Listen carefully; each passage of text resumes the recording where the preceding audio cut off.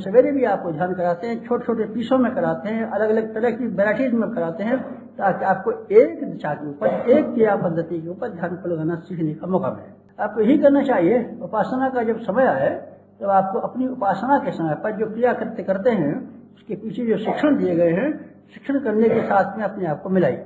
जब आप देवता के सामने फूल चढ़ाते हैं तो इस चक्कर में पड़िए मत कि सामने चमेली का फूल है, गुलाब का फूल है, कि गेंदा का फूल है, कि बेला का फूल है, महादेव जी आग का फूल खाते हैं और गणेश जी उसका चमेली का फूल खाते हैं और विष्णु भगवान गुलाब का। ये बेकार बातें छोड़ कि आदमी का जीवन फूल जैसा होना चाहिए। और फूल जैसा जीवन कोमल होगा तो भगवान के चरणों में भी हमको स्थान दे सकता है, गले में भी स्थान दे सकता है, सिर में भी स्थान दे सकता है, हर जगह स्थान दे सकता है। शर्त यह है कि हम फूल जैसे जीवन के हों, हंसता हुआ जीवन, कोमल जैसा जीवन, मुलायम जैसा जीवन, सुगंधित जैसा जीवन बनाने की कोशिश करें। विचारों को जब फूल खड़ा करें यही विचार किया कर हमारा फूल जैसा जीवन बनाएंगे।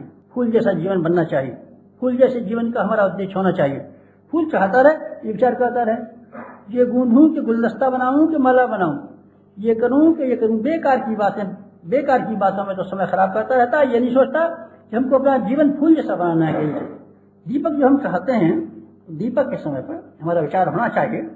भगवान को दीपक दिखाने की जरूरत नहीं है। भगवान के पास तो 2 दीपक जलते रहते हैं, दिन भर तो सूरज जलता रहता है, रात भर चंद्रमा जलता रहता है।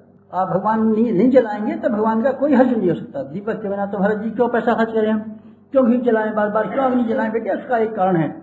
एक ऐसा आदमी है बेवकूफ, आंखों से अंधा, तो कुछ दिखाई नहीं पड़ता। उसके सामने दीपक देखा कि ये दस्ता तो दिखाई पड़े। कौन है वो बेवकूफ और अंधा आदमी? वो है तू और हम हैं जिन अंधे कह सकते हैं। हमको पता ही नहीं है, कुछ दिखता ही नहीं है, सोचता ही नहीं है। अपना मरना दिखता है ना जीना दिखता है। एक ही चीज दिखती है विलासता, एक ही चीज दिखती है तृष्णा, एक ही चीज दिखती है वासना, एक ही चीज दिखता है लोभ, एक ही चीज दिखता है मोह, और कुछ नहीं दिखता। हम हैं अंधे, हमें आंखों से खराब, हमको मोतियाबिंद की शिकायत है। इसलिए अंधेरे में भटकने वालों को रोशनी की जरूरत है। इसलिए हम दीपक जलाते हैं भगवान के सामने। भगवान के सामने, हाँ बेटे, भगवान के बहाने अपने आप के सामने दीपक जलाते हैं। हमारी जिंदगी का स्वरूप ऐसा होना चाहिए जैसे कि दीपक का है, रोशनी, रोशनी के जीवन। रोशनी कैसी?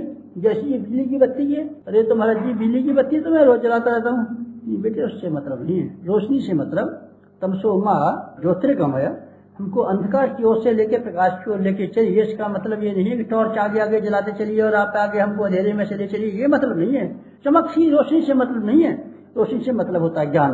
दीपक जो हम जलाते हैं उसका मतलब यह है कि हमारा मस्तिष्क ज्ञान से भरा हुआ हो, विचारणा से भरा हुआ हो, प्रज्ञा से भरा हुआ हो।